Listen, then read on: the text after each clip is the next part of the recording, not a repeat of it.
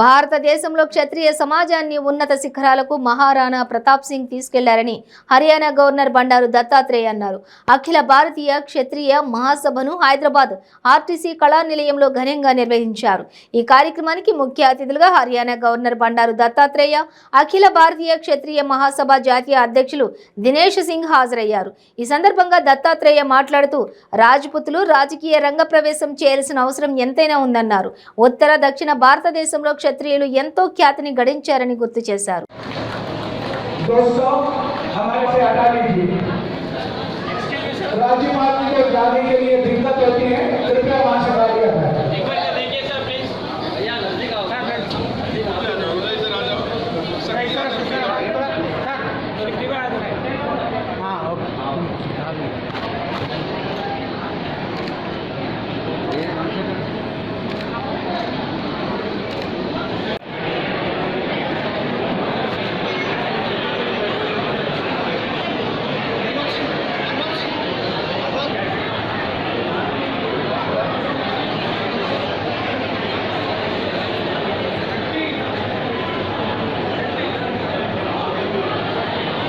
से लगातार 3 बार बहुमूल्य योगदान देकर आज स्वास्थ्य ठीक नहीं रही समाज को और आदिवासी क्षेत्रीय समाज को मैं राष्ट्रवाद के रूप में और यहाँ का तेलंगाना वासी के रूप में आपको स्वागत कर रहा हूँ, आपको धन्यवाद देता हूँ।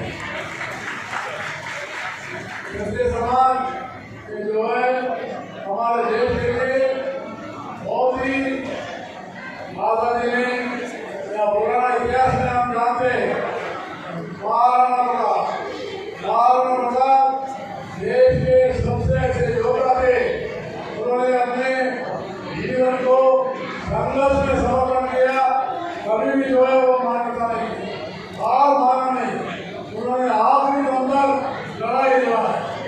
ऐसे महाराणा प्रताप के हम सारे लोग देश की प्रतिष्ठा को आगे रखने में आप लोगों का योगदान बहुत ही बड़ा है, उसके लिए मैं अभिनंदन करता हूँ। हमारी इतिहास में आप लोग बहुत ही योगदान दिया और साथ ही साथ आजादी आने के बाद भी हमारे देश की प्रगति में आप लोगों ने जो योगदान दिया उसमें भी जो है ये जो है गौरवान्वित मानते हैं। मैं बहुत खुश हूँ आज मोदी की सरकार ने आज डिफेंस मिनिस्टर पहले होम मंत्री रहे, गृह मंत्री रहे राजनाथ सिंह जी एक वरिष्ठ नेता आज केंद्र में मोदी सरकार ने वरिष्ठ मंत्री के रूप में, इसलिए हमारे क्षेत्रीय समाज का योगदान बहुत ही बड़ा है। उत्तर भारत में, दक्षिण भारत में क्षेत्रीय समाज एक और सीट में रहेगा, इसलिए हमारा क्षेत्रीय समाज को और आगे बढ़ाना।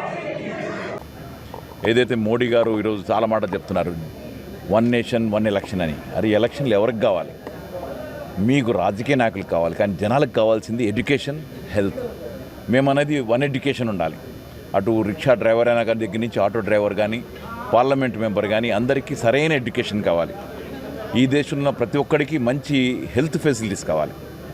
మేము 1 నేషన్ 1 ఎడ్యుకేషన్ 1 హెల్త్ కేర్ అంటున్నాం. ముందు అది ఇవ్వండి, దానికోసం మాట్లాడుతున్నాం. ఈరోజు దేశంలో ఎవరు కూడా ఎన్నికల్లోకి వెళ్ళేటప్పుడు మేము అది చేస్తామని లేకపోతే ఎడ్యుకేషన్ ఇస్తామనో ఎవరు చెప్పరు, ప్రజలకు సేవ చేస్తామని రకరకాల మాటలు చెప్తూ ఈ దేశంలో మతోన్మాదాల గురించి రెచ్చగొట్టి ఈరోజు ప్రజల్ని ముక్కలు చేసే పద్ధతుల్లో మాట్లాడతారే కానీ విద్వేషాలు రెచ్చగొట్టి ఈరోజు ఏదో మసీదులను కొలగొడతాం, శవాలు దొరికితే మీవి, శివలింగాలు దొరికితే మాయి అని చెప్పే రకాలు పెరిగిపోయాయి ఈరోజు. సో అది కాదు కావాల్సింది. దేశంలో ఈరోజు రాజకీయ నాయకులను ఎన్నుకుంటే రాబోయే కాలానికి వాడికి బట్టలు లేనివాడికి బట్టలు ఇవ్వడానికి, ఉద్యోగాలు లేని ఉద్యోగాలు ఇవ్వడానికి, రైతులకి మినిమం సపోర్ట్ ప్రైస్ ఇవ్వడానికి, అంతేగాని వాళ్ళ కిచెన్లో దూరి నువ్వేం తింటున్నావు, ఏ బట్టలు వేసుకుంటున్నావు, ఏ సినిమా చూడాలి, ఏం చదవాలి, ఎవరిని పెళ్లి చేసుకోవాలి, ఎవరితో ఉండాలి, వీటిని చూడటానికి కాదు. సో ఈ దేశంలో ఉండాల్సిన సర్వమాన సమర్థన వెళ్ళాలి, అవినీతి రూపుమాపాలి, అవినీతి రూపుమాపటమే ధ్యేయంగా పుట్టిన ఆమ్ ఆద్మీ పార్టీ ఈరోజు నేషనల్ పార్టీకి ఎదిగిన తర్వాత భారతదేశంలో ఈరోజు రాబోయే కాలానికి ఒక కేజ్రీవాల్ గారిని ప్రధానమంత్రిగా చూడాలని చాలామంది కోరుకుంటున్నారు. ఎందుకంటే ఇది అవినీతి రహిత పార్టీ, ప్రజల కోసం పనిచేసే పార్టీ.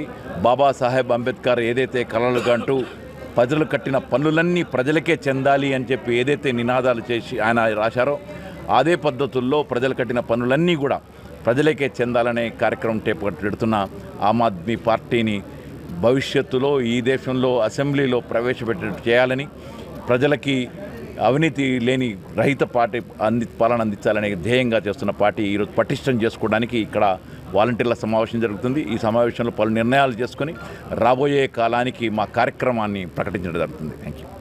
అలాగే చాలా చాలా నియోజకవర్గాలకి చాలా వాటి కూడా మండల డివిజన్లు అందరికీ కూడా ఇన్ఛార్జీలు వేస్తున్నాం. కొన్ని చోట్ల బూత్ కమిటీలు వేశారు.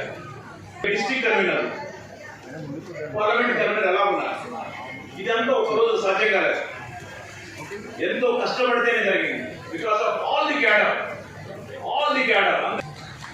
డెఫినెట్గా అసెంబ్లీలో అడుగు పెడతాము, పని చేయాలి. ఎందుకంటే కేజ్రీవాల్ గారు పార్టీని ప్రారంభించినప్పుడు ఆయన రాజకీయం అది, బట్ ఆ రాజకీయం కేజ్రీవాల్ది కాదు. ఆయన I'm sorry, बहुत सारे लोग यहाँ है, मैं हिंदी में पूरा नहीं बात कर सकता हूँ, थोड़े बहुत बात करने की कोशिश करता हूँ.